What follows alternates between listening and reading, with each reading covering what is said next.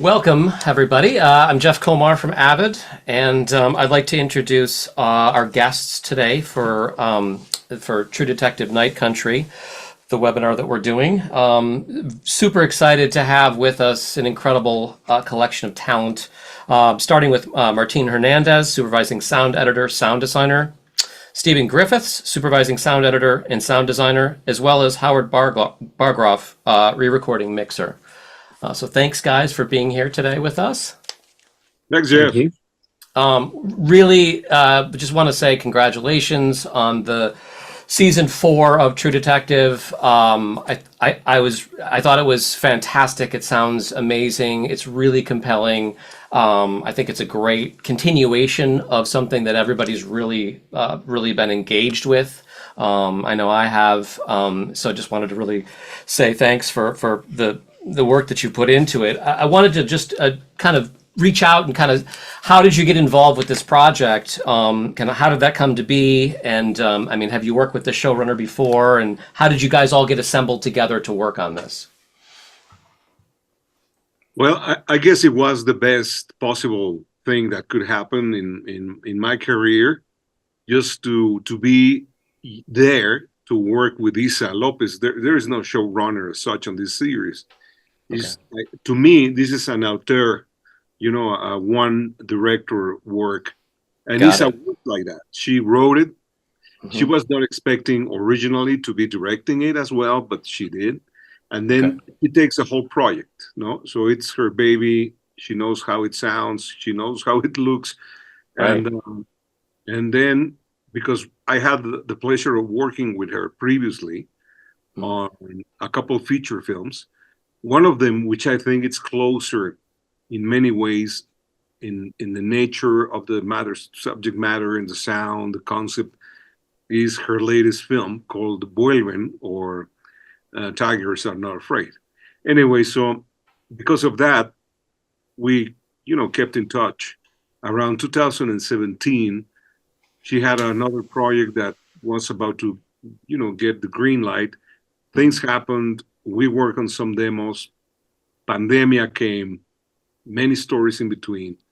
And then all of a sudden, she's involved in creating this 4th season. And I'm there. And luckily enough, the post-production happens in the UK, where I had the pleasure of meeting my friends now, Stephen, an amazing supervising sound editor, and Howard Bargroff. They both have worked together many, many years ago. And that's why we're here. Awesome. Can you talk about just the contribution of the three of you with regard to the breakdown of what you each contributed with regard to this show, in terms of mixing and editorial and design and just, all of the elements that go into making the show? How did each person work together, and what did you contribute? I think the most important thing to consider is what Martín was talking about with his initial relationship with Isa, because it can't be underestimated how much this is her creation through the whole process. I mean, it's also just, as Martín was saying, not just writing it and then directing, but directing every episode. I mean, it was kind of, she took on a huge amount, then quite difficult environment to shoot in Iceland for Alaska, then being in London for the post. And I think it was such all of these situations, you find yourself in filmmaking relying on other people, and the important thing is whether or not you establish trust in them. And obviously the trust from Isa was with Martín, and then what was great was the fact that we established this working relationship in order to all make sure that Isa was who's totally sound is such a big part of what she does creatively. So it was just a really rewarding and creative experience to all be involved together. Excellent. So she had a very, very good idea of exactly the role that she wanted sound to play in the show. which I think is huge. Very strong, very very useful as Oh. well in the post environment as well to have somebody so focused on where they want to get to and kind of be a real auteur about the whole thing. So I mean, I personally found the experience very, very rewarding just to have such a great captain of the ship. It was brilliant. Her intention was there in the scripts, but to have that, it's amazing because she had such an eye and an ear for detail, but it wasn't in any way like in the mixes. It felt all our voices were recognized. It was a very collaborative process, and that was great. It's kind of like sometimes, you know, there's always deadlines. There's always you know, time is always against you. But it's amazing when that doesn't become counterproductive or stressful. It's just actually the ship sailed ahead, and it sailed at a good course and at a good speed because we had a good captain. There were a good amount of very detailed notes of sounds happening that become one sound in one scene and then another sound in another scene. Just to give an example, that I think it's episode 4 or 3, when Danvers' machine, the white noise machine, before that is the HBO logo. And the HBO logo becomes Danvers' machine. Sure. A lot of stuff like that is happening all through the episodes. And that's only just to point out that Isa is thinking about sound, right, in moments, in many ways, and that becomes a character at the end. It's another character that her lines are written in a different way, but the sound lines are written in the script, and we are, you know, trying to translate that sensation, that subjectivity, into the actual soundtrack. Sure. So when she's cutting editorial picture, how are you providing assets, elements, audio elements for her as she works to kind of get that synergy going, and as soon as possible? Obviously, she's got a very a vision for exactly what she wants. So how do you provide assets that she can work with that are not temporary, this is where it's going to go? Well, Martin and I were very anxious to provide libraries for the picture editors as soon as possible, so that they could be incorporated into the guide tracks and then be edited. Sure. And so they were things, especially like winds, like some of the sound design elements.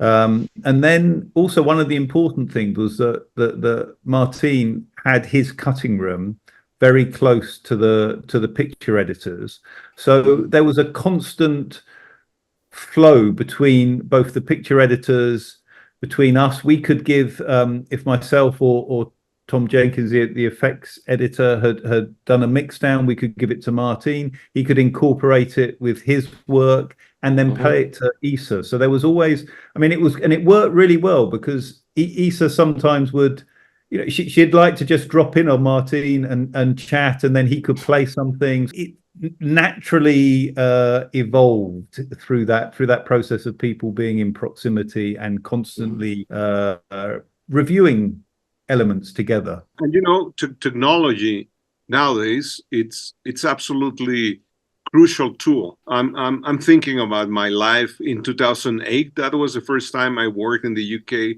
and it was, for many reasons, a very different situation. And now technology allowed us, just imagine, Isa and the editor of the picture editor have enough time, but never enough time, right? But they know all the internals of every episode, every detail. Then Steve, and as well as Tom and dialogue editors are involved. It's a very small crew, honestly. We're such a big project, but we are involved as well, with enough time, so to speak, to research, find sounds, present the sounds to Isa. But then I'm thinking, wow, this is going to hit Howard's desk. and he has to catch up really fast. His learning curve is going to be so much, shorter and smaller than we are. So Sure. we better prepare things the best way, the best possible way, so we can, achieve the goal we want to get. And technology has helped a lot now. You can cut in your room stuff that actually is going to translate in a very similar way in a completely similar platform and template on the mixer's desk. Yeah. That 10 years ago was not even achievable. Sure. So that makes Yeah, a big difference. So in terms of collaborating together, I presume you have coalesced on a template that has conventions and has basically tools and plugins and such that you guys all can speak that language essentially, right? Yeah. I mean, I tend to work, because I mix on my own. So I tend to work in a super session. And interestingly, what you said about technology, Martin, I think two things made this process possible for us to do it, which was, I think, the expanded voice count that we got a number of years ago in Avid, and the improvement of the Macs, with the studios and stuff, which just seems to be able to run an infinite number of tracks, as far as I can tell. So we had to go through a process where we had to build like a super master template for everything, taking all of the dialogues in from Andy and Michelle, and taking all your stuff in, Tom, Steve, and Martin's stuff. Martin, his stuff was kind of realized in a template, in a kind of layout that he was used to. And then Steve and myself, from previous working practices, we had our kind of template. So we had to merge everything into one super session. The Foley, then the music came in. The source music, as you can tell from the show, was a big number as well. And we ran the whole thing in one master session, which was but setting the template up, I remember I did that. I think it took me a whole day. I think it's the longest it's ever taken me to build a super session. But it worked. I think we got everything. Yeah, I mean, and also I was really mindful of taking everyone's work that they'd done and running with it in the kind of virtual space. I didn't want to get things bounced too much. And, if Martin had done work, I wanted to run his reverbs and stuff live. And if Steve had done, Tom had done work, I want to run their stuff live as well. So we could, we could be true to taking everyone's work from that point onwards and then moving forward with it, which I think we did. I think the template really helped us in the end. I think that super session got us in a very quick and efficient space, I think. Just a curiosity, was there any expectation with regard to the previous seasons of True Detective going in sonically in terms of palette? Is that something you had to even consider at all? Or it's just like, it's Issa's show, this is a totally different director, we're going to make it sound the way we're going to make it sound? Yeah, I think it was that way, precisely. I think it was just, we are working for a director's piece. Yeah. And this is her world and environment. Yeah. I actually think that this is better. This is the main reason why Issa is there, because this is a completely new, fresh point of view in every way. And that helps us a lot as well. That gives us a lot of freedom to express something that has to do more, again, with an author than a serious forward season. Yeah. I think in a way that especially the first season had a particular atmosphere to it, that kind of Southern Gothic feel. Sure.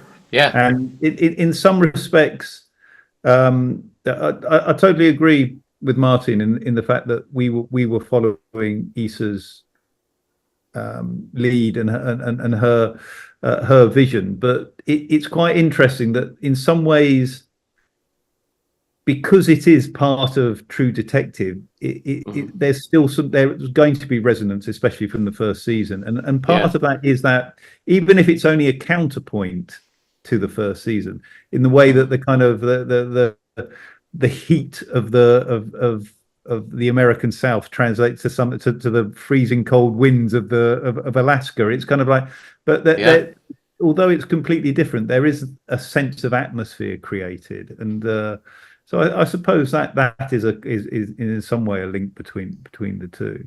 the environment, I think, seemed to be sonically just an amazing playground of, there's so many scenes, whether the dredges or, the wind in the storms and then above the cave, the environment is almost a character, right? There's so much going on, and the characters are so affected by the Arctic, by the environment, which I think is amazing because you're there. It puts you in that space, like you said, the counterpoint to the being in the South.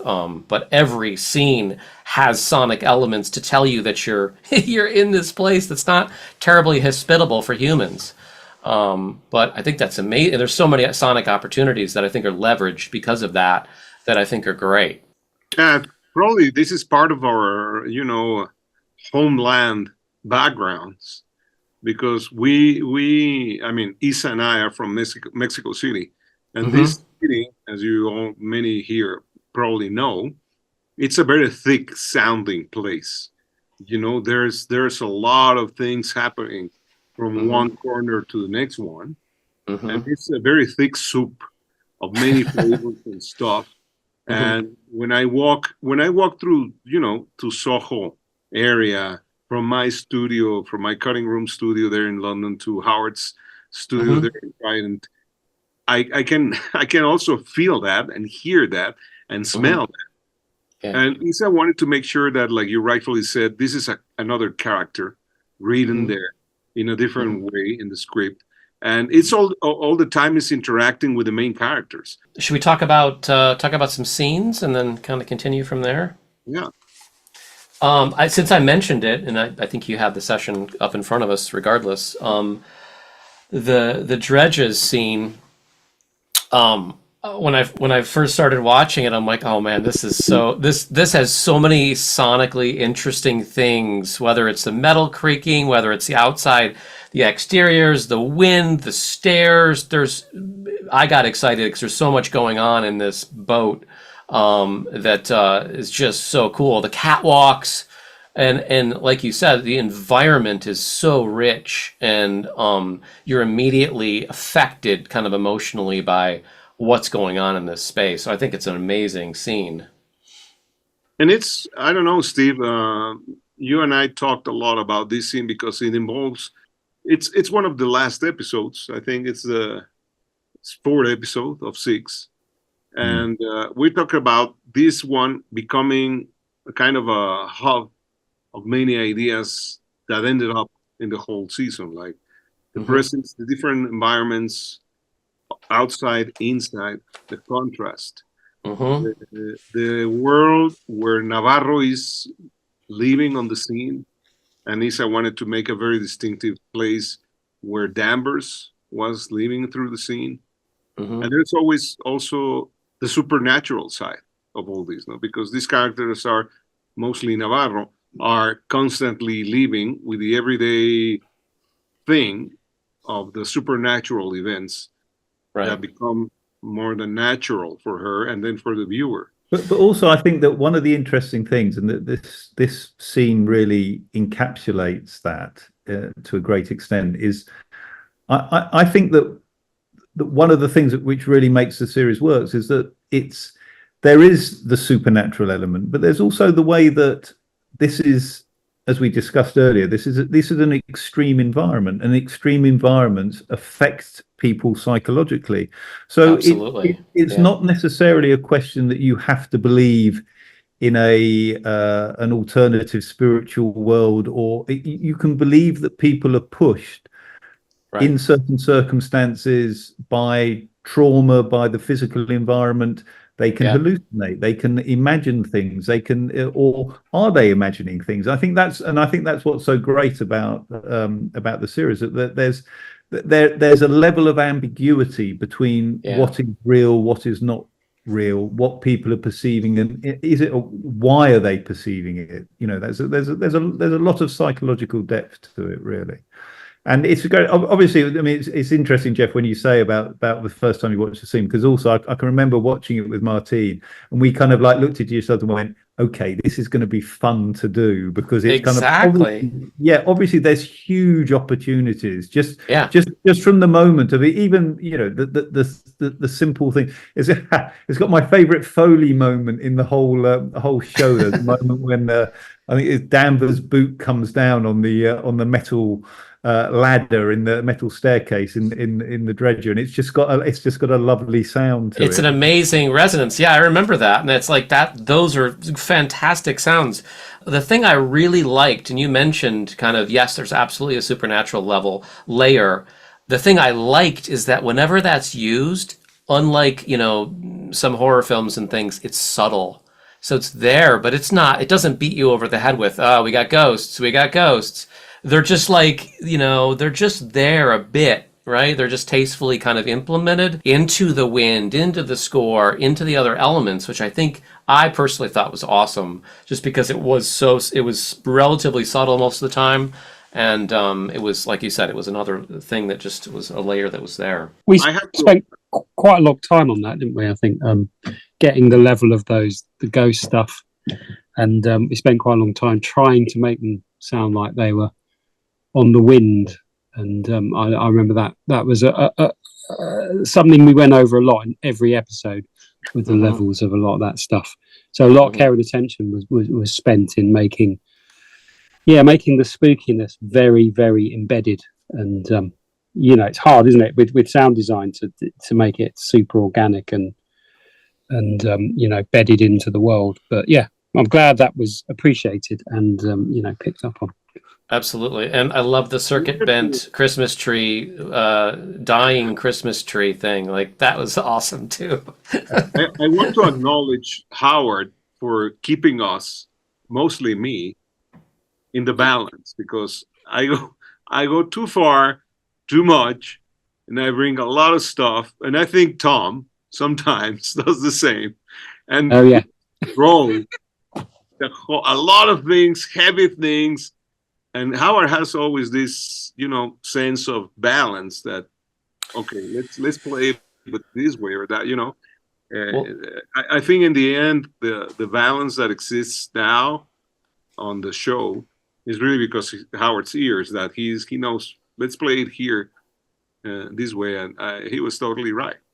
So that brings up another question that I always kind of come back to, you know, with regard to choices, right? And subtraction. And you've got the possibility of, like you said, a million voices of, you know, dialogue, music effects, Foley, score, being brave to kind of subtract. And I think actually the Hank scene is a good example of it starts with a solo guitar in a, you know, really pretty guitar in a guy's voice. And then it kind of ebbs and flows between the crowd and the chants and all that. But what not to play, I think those are always interesting to me. You know, what to subtract, what to focus, what to pull out of the soundtrack, I think is often very interesting to make the scene work, to make the characters work, to resonate, you know, not just, oh, here's everything, wall of sound. That's so true, Jeff. I mean, it's kind of, it's because in a way,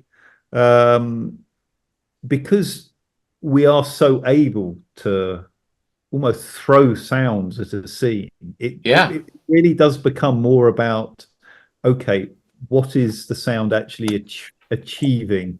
What is it contributing to the dramatic intent of the scene? And it's kind of I think that particularly worked well. I mean, for instance, in the protest, the moment where we were isolating Navarro, when Leah, Danvers' daughter, gets caught up in the fight, the kind of like the way that the chanting of the group, that's a perfect example of the kind of like the contribution of the sound design, the dialogue editors, ADR, the Foley, and then how it's all mixed together with kind of it was a really I do think it's beautifully mixed, that whole flow between the scenes when we're with Danvers in the Navarro in the police truck, and the way that the siren works with the music, that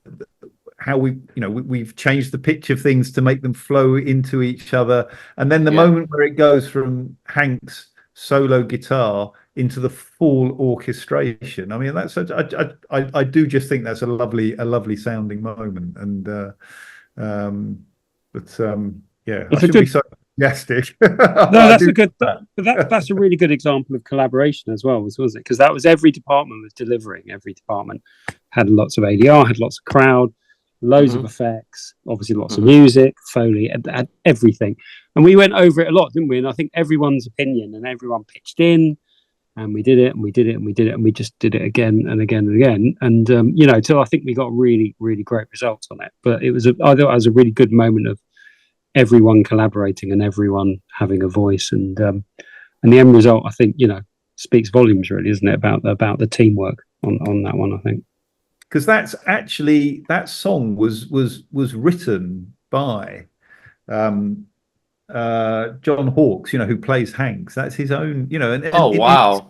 Issa persuaded him to write the lyrics to it. Wow, well. that's cool. That's wild. It's such a lovely thing, because it's kind of that's not something that was there originally in the script, but he but then he actually did. And you know, it's you know, they're brilliant, the lyrics to it.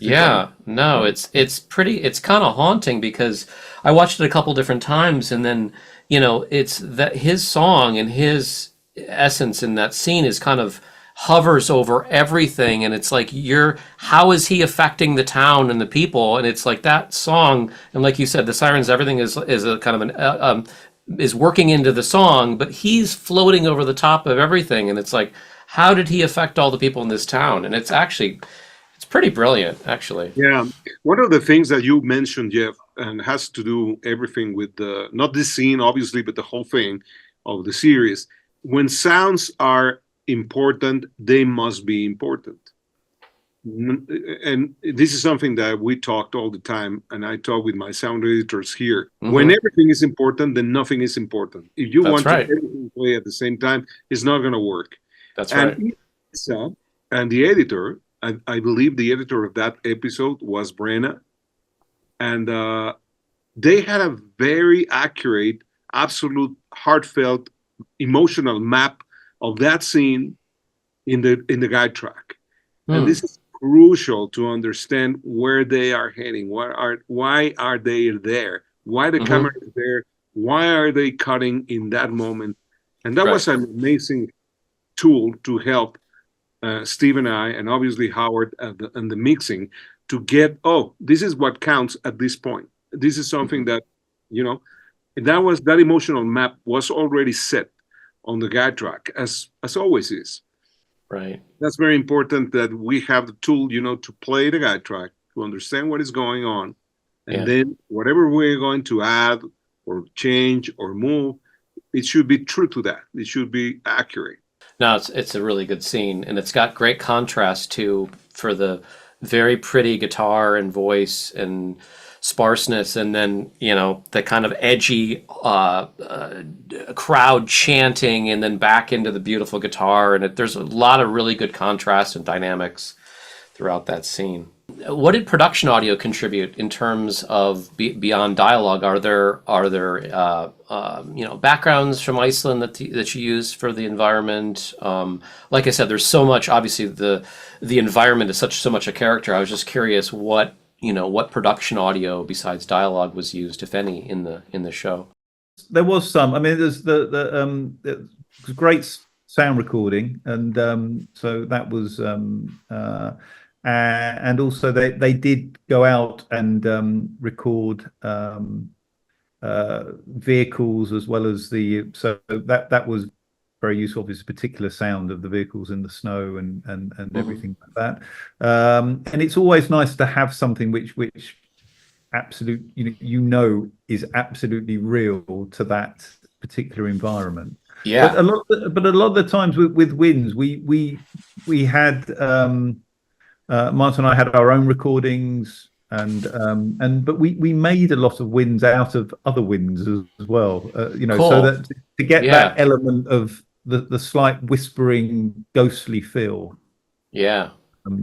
Because wind, again, is a character, as many other things sound wise are a character, and the character needs to be developed And in sound terms, that means that you have to make a new sound out of different sounds. Yep. Sure. And that builds the character. And one thing probably works in one scene, but the same thing doesn't work in the next scene. So precisely this series, and it's a lot of Isa's taste to change and mark the contrasts, not only inside and outside, but also the contrast on the emotional weight that the environment carries on the characters, because it's more about their point of view, what we are perceiving. If Navarro is hearing something, that's what we are hearing. If Danvers is not, that's what we are hearing, you know? So this character has to be developed and found and discovered. When Howard said a minute ago that we spend a lot of time going around that scene, that happens in all the episodes, almost in every scene. And a lot of time was, well, he's very efficient. We were very efficient. A lot of time is 2 days for getting there. And the third and fourth day just to fine tune. But we are always running against the clock. Wow. As you can tell, no, we don't have time is always an ultimate luxury. The other scene that seems like it would be simple, but there's so much going on sonically that I loved. I watched several times. Is just the conversation in the ice hut, and just two characters, Navarro and having a chat and over a fishing hole, which I can relate to being where I live. But sonically, there's so much going on. Again, with the winds and the contours of the winds and the structure creaking due to the wind in the ice hole and the generator outside. There is so much thought in all of the things that are subtle that are played underneath the dialogue. The dialogue is phenomenally, beautifully, perfectly clean and audible and excellent. But my ear is actually I'm listening to all the environmental cues that are not the dialogue, because there's so much other stuff going on in that scene. And it seems like a relatively simple scene, but it's not. There's a lot of layers. That's the one with the fish at the front. Yes. Wasn't that note? That was the amazing CGI fish, right? We had the Foley. Was it Foley fish or was it your... Anyway, I just remember the fish being a triumph that was just there. And everyone was like, that's great. Anyway. We have a fish. Oh my gosh. From fish. But that was a good example, Jeff, of kind of like when Navarro first sees the hut in the distance. That was we talked about the environment, and Isa wanted to have that sense of that there's a slight rumble and creak of the ice, and also a sense of almost of the water underneath the ice. And we played that when we go inside the hut.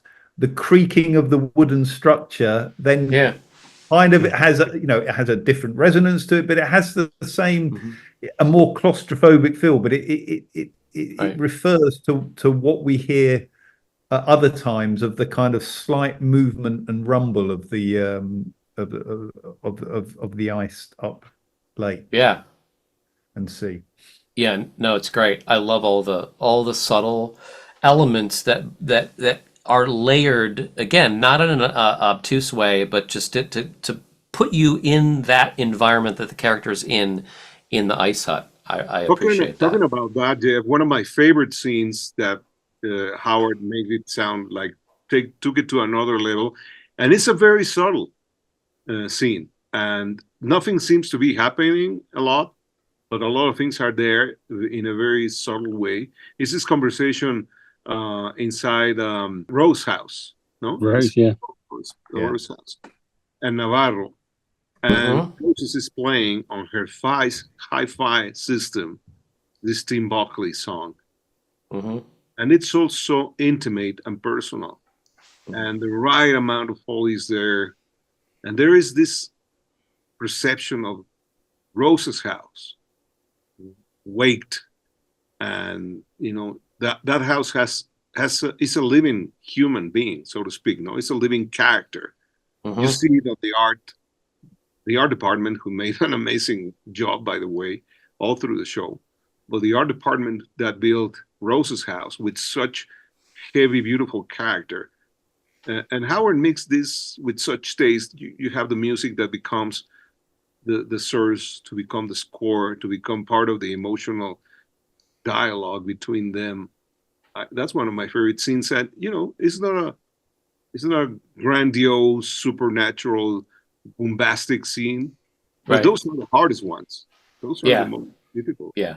We discussed that as well, didn't we? Discussed that she would have a really good hi-fi Yeah. as part of her character, which was really interesting that she would be such a hi-fi. But it was a great record player. It was like, and that just gave us latitude to do not a huge amount of treatment. And then there were like 2 sections, wasn't there, where we subtly pushed it into score. We took the treatment off, but really you wouldn't even notice, would you? You just it just changed the mood of the scene. And the wind, I remember the wind outside the thing was really good. And that's just, it was on those, it's very atmospheric, wasn't it? It gives that, by changing that treatment on the music, it gives that warmth to the music. And that reflects the warmth in the relationship between Rose and Navarro. I mean, they're having a very, it's like Martin says, in some respects, not a lot is happening, but an awful lot is happening, because you get a real sense of the emotional empathy between the two of them, and the fact of and the music. Obviously, it's a great choice of music as well. It was Tim Buckley's "Song of the Siren," which is just like one of the most beautiful records ever made, and it's kind of but it's you get that sense of the warmth inside, and then the cold outside. It's I think it's a lovely scene as well. Can you talk a little bit about philosophically just approach to taking advantage of Dolby Atmos? It's just another tool, obviously, but then you have to make creative, intelligent decisions about what you're going to do in elevation speakers and things like that. So I guess, what's your approach to leveraging, Atmos within the mix? It's probably the approach I've taken from when I went to 5.1, which is kind of not hammering the overheads all of the time, so you forget they're there. So I think we use them not sparingly. We use them for storytelling. So spooky stuff going over your head, reverbs in rooms. I find overheads brilliant for reverbs in rooms. So at the end, I think when they go into the when they're in that like big warehouse, the reverb for that, there's some fed into the overheads, which really fills in that space. Using it for storytelling and just not having, I know it's there.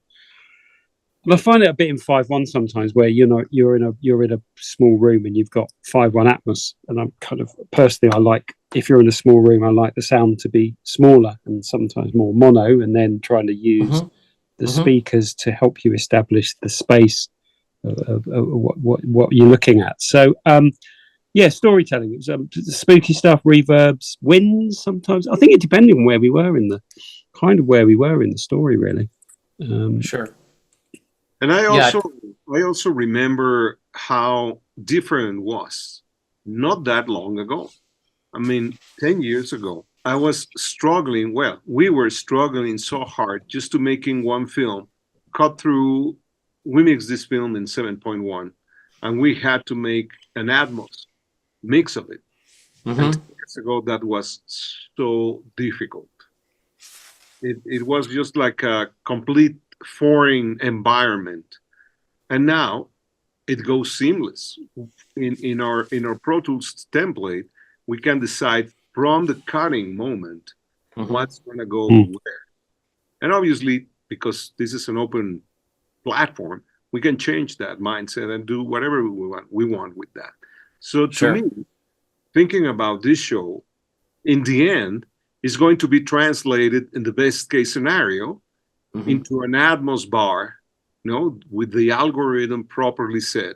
But most of the people, we users and viewers, are going to be hearing a 5.1 or maybe a stereo version of it in our iPod, in our iPad, in your phone. Yeah. This is a great thing to happen now, because on the mix stage, Howard, Steve, and I, and the editors had complete control of where is going to be placed what. There is no clumsy translations or surprises and stuff like that.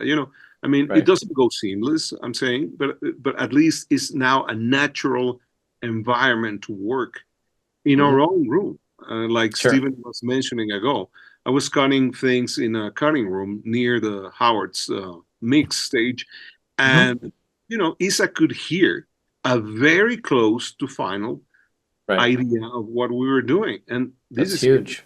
exactly that's a big thing about having these Yeah. tools to prepare that.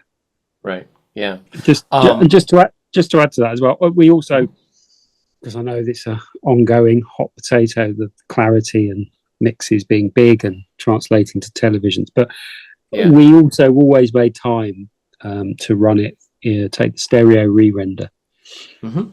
from the RMU and feed it to a very, very average soundbar in the studio. Sure. And kind of double checked. And yeah, you would occasionally, I mean, I think the overhead stuff translates really well, but sometimes there is a little bit of a tweak. Music, there's always a little bit of a tweak. Right. So we would always mindful that actually, a majority of people were going to be listening in stereo. Sure. So yeah, that's we were always double checking like the domestic stereo version as well, just to make sure it was all folding down all right. Yeah. You made a comment about, it's kind of like if everything in the mix is stereo, then it's all like big mono. If all the speakers are always lit up, you kind of forget that you're in an immersive environment. At the end of the kind of the big scene at the start of the first episode in the facility, where it's she's awake. I like that because it's mostly just the LR, the LCR, the kind of the front wall is activated with primarily, but then when he's taken over essentially, and he says she's awake, it just that whole energy pulse kind of goes, and you light up a lot of the speakers, and it's just a moment of it's enough to like, oh, I've got a bunch of speakers, and then you're back in. So some of the dynamics with regard to the immersive audio, I think is really compelling, because like I said, it's not gimmicky, it's appropriate for that moment, and that's a relatively transitional moment, but that is used intelligently to, oh wow, let's light this up, right, this energy pulse. So that I thought that was really cool. I mean, all these tools. That's great. That's great to hear that, Jeff, because that's entirely the intention. So it's kind of like that type of being.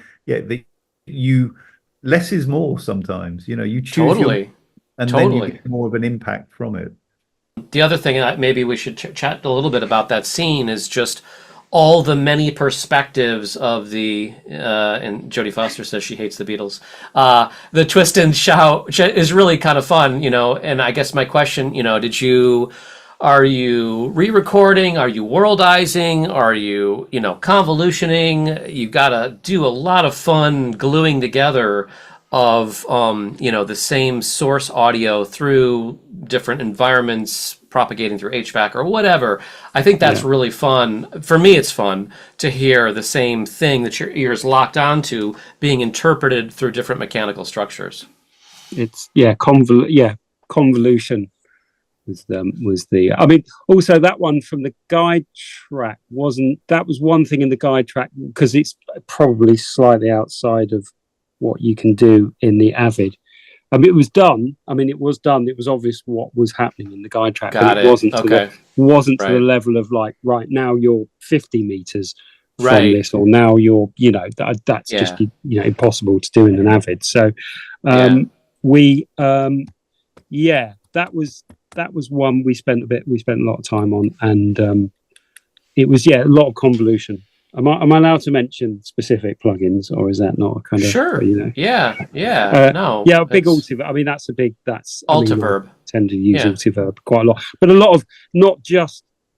It's like with a lot of these things, like speakerphone, Altiverb, all these things. It's never straight out the box. There'll be something.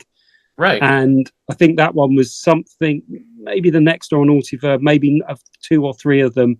Then there'll be a lot of EQ as well. And then a lot of panning. I think the panning, I spent quite a long time. We spent ages kind of making it come from there or there and there and there, but Altiverb and just time, effort really, and listening to it a lot. That was no, it's great. Everybody's got a tool belt full of things, and You know, it's not. There's a whole bunch of plugins, and you don't have to use them all. But using them judiciously is really the secret, right? So Yeah, um, but other convolution reverbs are available. So just like sure, of just course, of course they are. Um, so well, let's see. I wanted to talk about a couple other scenes, but can you talk about talk about your gear a little bit in terms of kind of moving, in terms of editorial and moving sessions around. Obviously, Howard, you're in the mix stage and you're mixing in Atmos, etc. But Martin, are you cutting in a 5.1 room? What are you monitoring when you're cutting, designing? Are you listening in Atmos? How are you working? Yeah, well, in this specific show, because we were set in this nearby studio, which is, a house adapted to properly to Mm-hmm. make the job. Um, Isa was literally around the corner in the cutting room on the, Mm-hmm. the picture cutting room. Picture, yeah. Yeah, so she walked every Monday with the editor, and Steve and I gathered there with the dialogue editor. And Steve and Tom made a bounce, in this case was a 7.1 bounce. Mm-hmm. Mm-hmm. I was playing back on a 5.1 room, a 5.1 room. Sure. And I was always very aware that the low frequency in that room was lying all the time because it's not, not a properly acoustically made Mm-hmm. room. So Mm-hmm. I try to avoid as much as possible carrying a lot of things into there. It was just a few little moments here and there, always Mm-hmm. thinking I'll have to take a check. I have to take a second look at this 0.1 track. But Got it. 99% is a 5.0. Mm-hmm. And then I was always thinking how efficient this is going to be in the end when it hits Howard's desk. Because, Mm-hmm. I don't want to come with something that is completely inoperative, impractical, and it's going to be a nightmare for him and I and everyone Yeah. involved when we don't Yeah. have a clue. So Sure. we have to be very efficient all the time. And I was at the very beginning, I was maybe very apprehensive at the very beginning because this is the first time I work with Steve and Howard and Tom and everyone there. Mm-hmm. Couldn't be more blessed. I honestly say now it was such a blessing meeting them, working with them, having the time that I had with them, and at the very likewise. beginning, yeah, Thank you. thank you, and anyway, so that at the very beginning on the first episode, I was hearing a lot of things on the guide track that I thought are going. I don't want to be missing all this stuff because Mm-hmm. I know how emotionally editors and directors get attached to the Yeah. guide. And I Yeah. understand it. You have someone working months and months on details that we cannot just oversee. Like, oh, we have better sounds for that. Mm-hmm. It's a very bad idea. So, anyways, I Right. was always Yeah. thinking about let's present this first episode in the best way possible, the most Mm-hmm. realistic way possible. So Mm-hmm.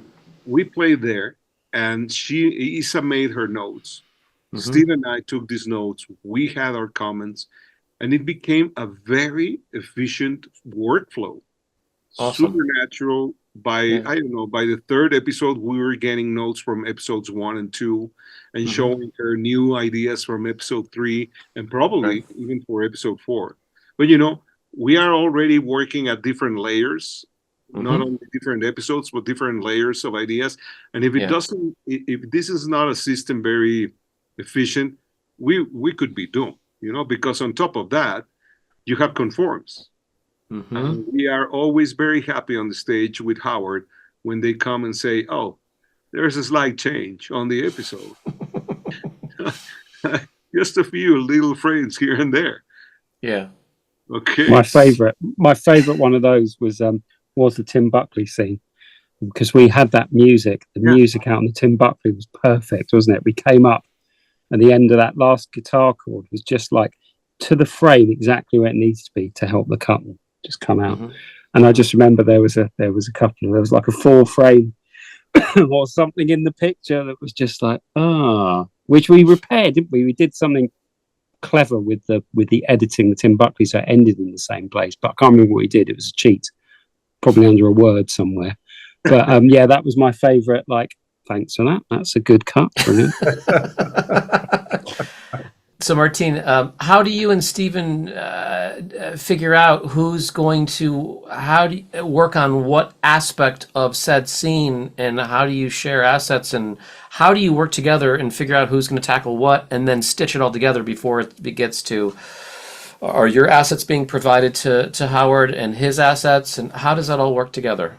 Well, we had a really good chat about it, and it's kind of about making the most of one of the most fantastic attributes we had was the fact that Martín had worked with Issa before and had Issa's absolute confidence, and it was it really made sense that for Martín to use his sound design skills on those areas which are very subjective, because he had the most knowledge of what Issa's expectations would be, and then around that, sort of myself and Tom could spend more times on the atmospheres, some of the I mean, it's kind of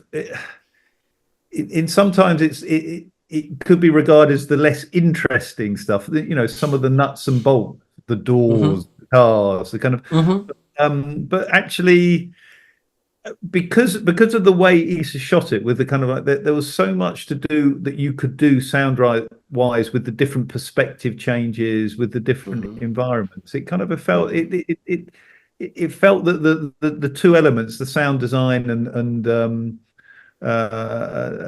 the actual physical world, it seemed to come together pretty naturally, really.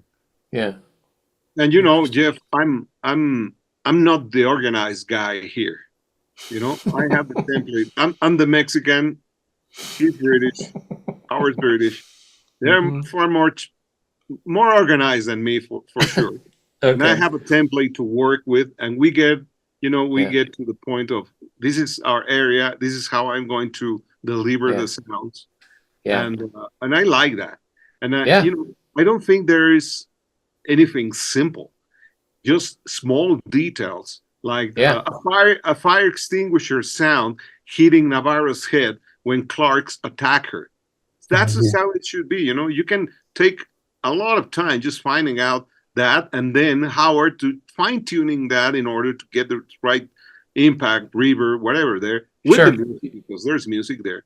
The same thing happens with a door that makes Navarro turn her head to realize that the damper is being locked in a room. I mean, those little details here and there, sometimes they are very time-consuming and intriguing and require a lot of effort in finding. And it becomes, all of a sudden, it becomes a character on its own.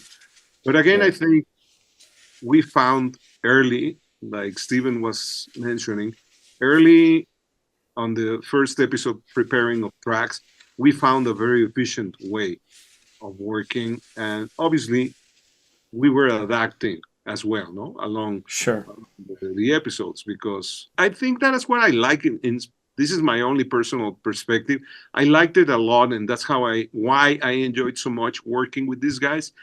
It becomes more natural. There is a structure, but it's not just a super iron structure that you cannot alter or move, which has happened to me, you know, in LA other times. Like, come on, it's movies, right? So I was gladly surprised how flexible and understanding Howard on the desk, Steve and Tom can be, because, you know, it's the nature of the work as well. We don't have, you know, we never have enough time to play with all the things that we'd like to.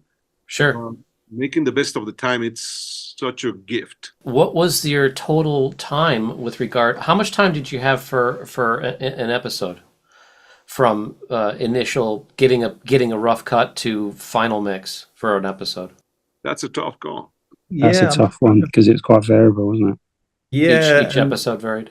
yeah, and there were a lot of recuts and a lot of Got it. changes. And I mean, this will be no surprise to to anyone, but it's the word lock is a very tenuous expression. Right. So it's kind of, I mean, we were involved. How long were you over for, Martin? It was about, you came over, It was 5 months and 18 days. Right, that's it. So 5 months. And I think we'd started about 4 weeks before that, before you came over. We weren't on it totally, as in there wasn't a kind of a locked picture. We were doing some work. So probably about 6 months, I guess. Okay. Which is actually only 4 weeks per episode, is it? Which considering that's kind of it wasn't. There were a couple of moments where there were the time became a little bit tricky. Yeah. Well, we were very efficient. That makes a solid almost 7-hour show, no? In a few weeks. And I've done shows that are half as long, and it has taken twice as long. Sure. Yeah, absolutely. And then it became it was suddenly that the last episode has an extra kind of 15-20 minutes on it. That was okay.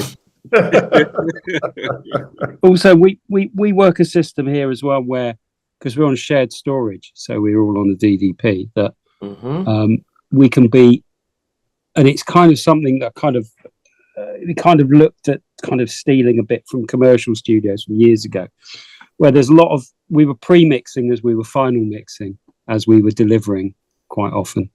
So sometimes there were 3, and then if the recuts got heavy, then there was sometimes another studio recutting. I think we might have gone to 4 stages at various bits of the process, all working on the same media, trying to deliver. So yeah, if I remember, did we jump between episodes? So if we had a recut of an ep, would we go to another ep, or we do something else? I remember we would park heavy recuts, and they would be repaired in a studio somewhere, and then someone would give me the sessions back repaired up to as much as you can. So that also contributed, I think, helped with the efficiency of getting it through in probably quite a tight time scale. Although some of the mixes the recuts did make the final mixes go on quite a lot longer than they were originally booked in for. My memory serves me right. We did go on a bit. How much pre-mixing of all of the food groups is being done prior to the final? It was a 5-day. I mean, the pre-mixing actually stuck. Pre-mixing stuck to its schedule pretty much. There were times where it's quite difficult as well gauging whether to pre-mix to a recut. Sometimes we'd be pre-mixing to an old cut. If there was a big recut, we would leave the recut to the end, try and get everything in. So when you did the cut, you could cut across everything and do it all in one go. Okay. But the final mixing, because you would final mix and then there would be a cut and it would change things, and and then you get into a bit of a cycle of trying to catch up. And CGI changes were there was refined CGI coming throughout the whole process. But that seems to be that's the way it is now. I mean, that's just common, right? Yeah, it's not unusual. Yeah, which is why this is why we run on shared media, and we have additional rooms to do this work in, because that's every job is like that now. It's pretty rare that we get a lock, to the point I've forgotten what the word lock means actually. Could we talk a little bit about the ice cave? That's another, to me, that's another environment that sonically is just like, this is cool. This is going to be, put a bunch of humans in a shiny cave and they walk around and do things. To me, that's just cool sonically. But I like when they're first breaking into the cave. There's some different, obviously, interiors, exteriors, wind, sonic perspective. you got mostly low frequency when you're kind of breaking through the ice, and then it kind of opens up, the top end opens up, and all kinds of cool ambience and reverbs and impulse response types of things with them in the cave. That's a fun sonic environment for me, and I think that those scenes are really, again, you're putting you're putting the characters into a very intense space, confined space, which I think is really, really cool.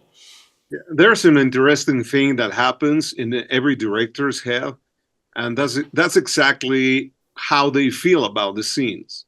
What they think about the scene is how they feel about the scene. And let me explain that. Some directors I've worked, they know a scene is being shot on a stage, and they think, oh, that's fake. It's a stage, and I know it. And every time they go through that scene, they hate it because it's a sound stage. It's not the real place. And then we go, a sound team, we cut our stuff, we mix our stuff, and it still lacks the reality that the director is not feeling, because in the back of his head, oh, it's a stage.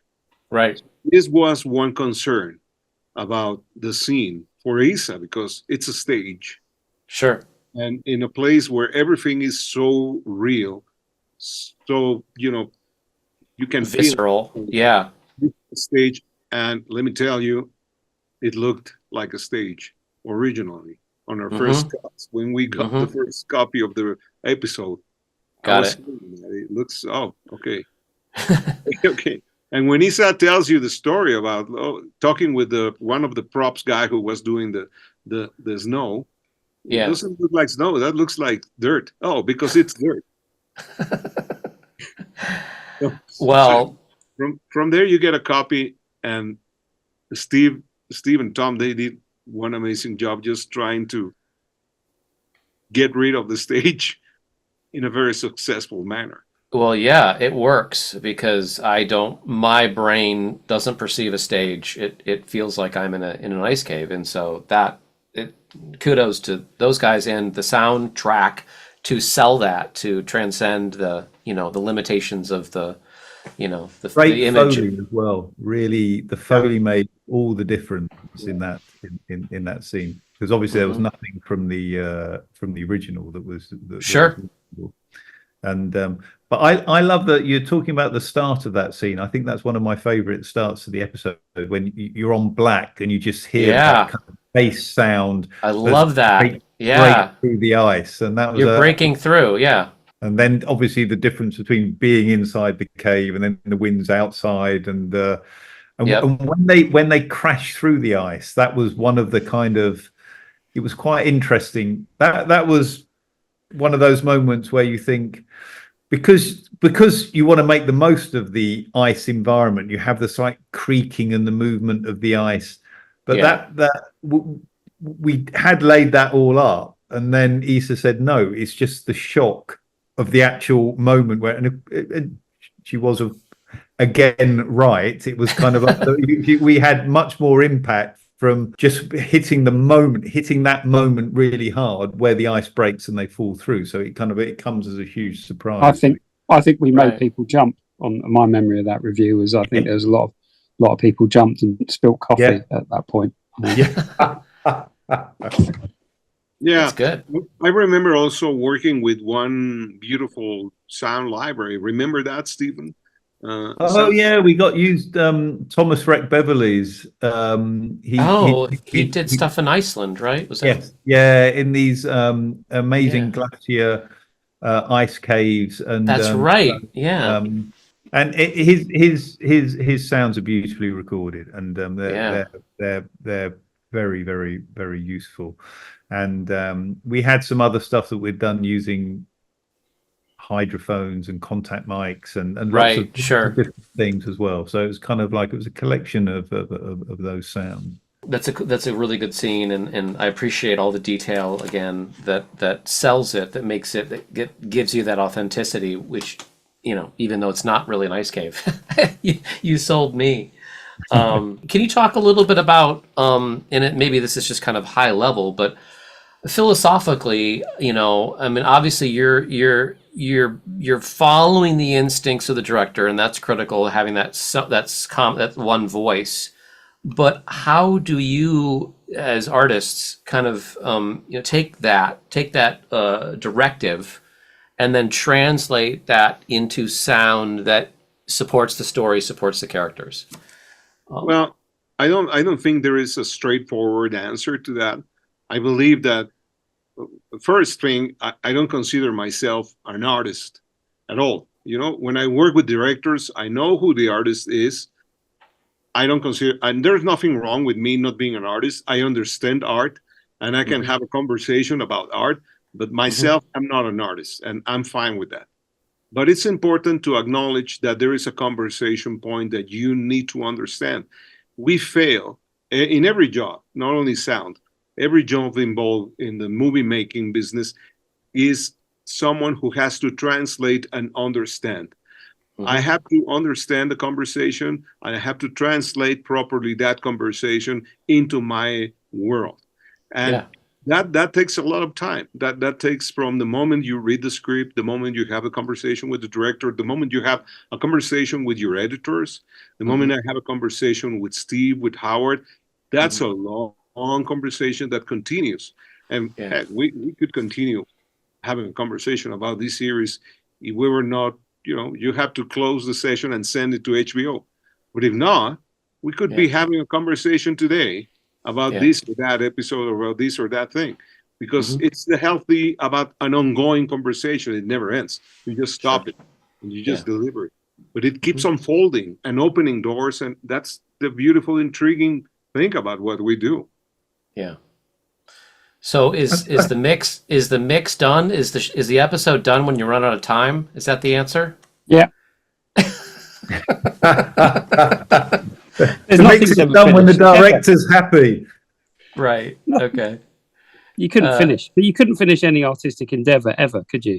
You just You're only going to go to somebody tells you to stop. I mean, I quite like a deadline. I think I've probably done some of my finest work in the most panicked way till somebody's ripping it out of our hands. It's an interesting question, and I think it does really. I think that there's a huge reward for all of us in when you get a script and you see that there's interesting ideas that you can contribute to, and that you know that through the work you do, you help either realize the vision of the director and the writer and the whole process, because that's the interesting thing about film, isn't it? It's a huge team collaborative effort, and massive, and just simple things like the kind of the way sound works psychologically, that especially when you have, it's like Martín was talking about the scene between Rose and Navarro in Rose's house, why that's so warm and why it now reflects the emphatic relationship between them.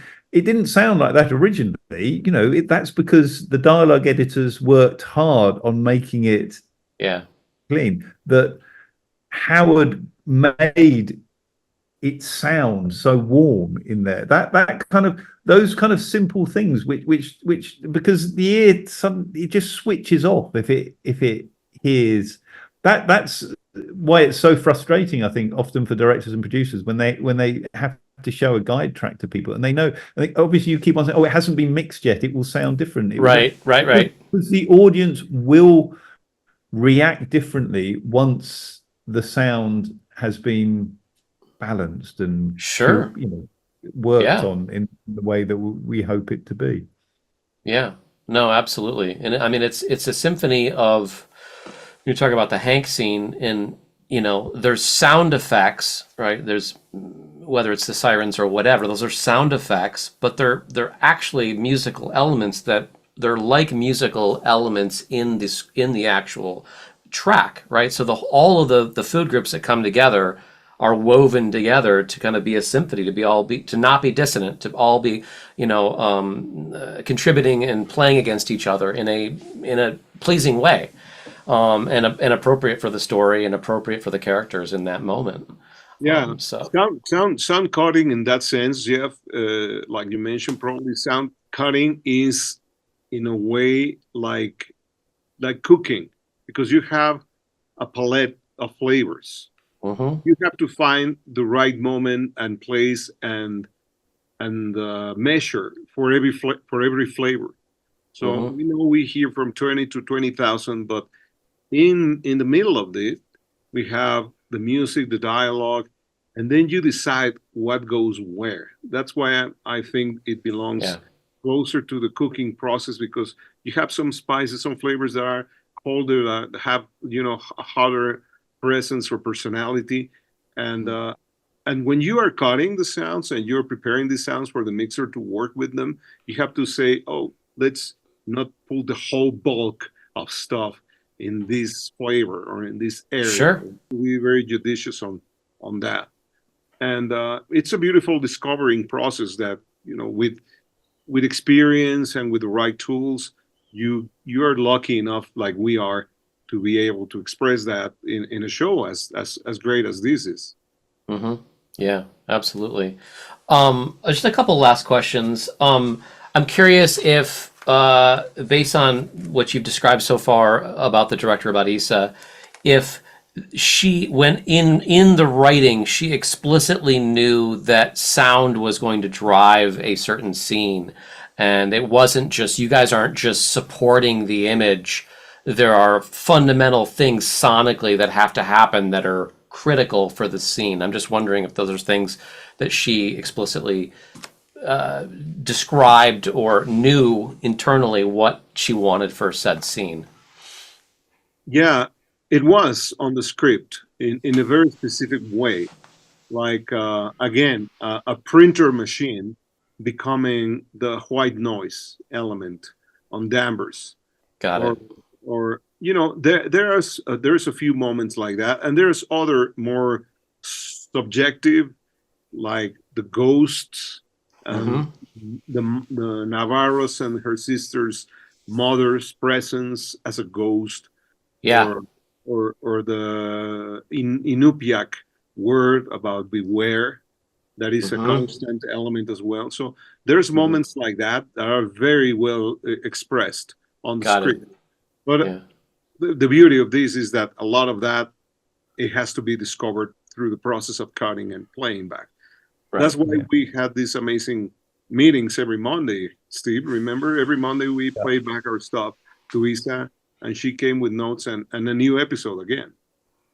Because the ideas, I mean, it's fantastic that the ideas are expressed in the script, but that's then a different thing to how to realize them in a kind of, especially if they're quite a esoteric idea, like a ghostly voice.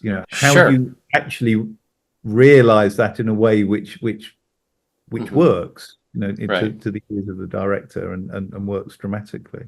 Can I just make a slight qualifying statement, something I said before? Sure. I said something about I mix on my own. I should qualify that with I final mix on my own, because then I touched on it when I said that we were pre-mixing as we were final mixing. So I just want to acknowledge the whole team, but especially from my lot, my mix team here, various people. I just want to be a shout out to Mark Timms, who did a lot of pre-mixing on the show, and he did a brilliant job in supplying fabulous pre-mixes. So I final mix on my own, not mix on my own, and then it goes off to Mark and various other people to do edits and playouts and trims and things. But yeah, I just want to acknowledge that it's not just me mixing. There's a whole army of people mixing. I think it is. That's such an important point, because that's what is. Howard touched on it earlier about dealing with the reconforms and the cutting and being back on the mix stage. But if you have to have that infrastructure behind you to make something like a series like a big HBO series like this to make it go through smoothly. There's a lot of stuff happening in the background, just to kind of make sure that we have the time with the director on the mix stage to have those creative moments. But there's other stuff constantly happening in the background. Sure. Yeah, and one amazing thing that I want to use this moment to say it. It is very important to trust your team in every level. And the directors are the most important character to trust every level of their team. And we were lucky enough to have in Isa a director that she immediately said, "Oh, they're getting it. I know this is not exactly now, but it will get there." So you have a trust on your team, and then eventually you start hitting the mark, because this is not a job that gets easier with every day or with every episode. It actually happens the opposite. It gets less time, more hectic. Right. But if you have your director on your side, that's golden. Sure. The rest is okay. And as long as the director knows and trusts, that's it. I really appreciate all of you guys coming together to discuss the very fine work that you've done on this show. We, myself and Avid, very much appreciates it.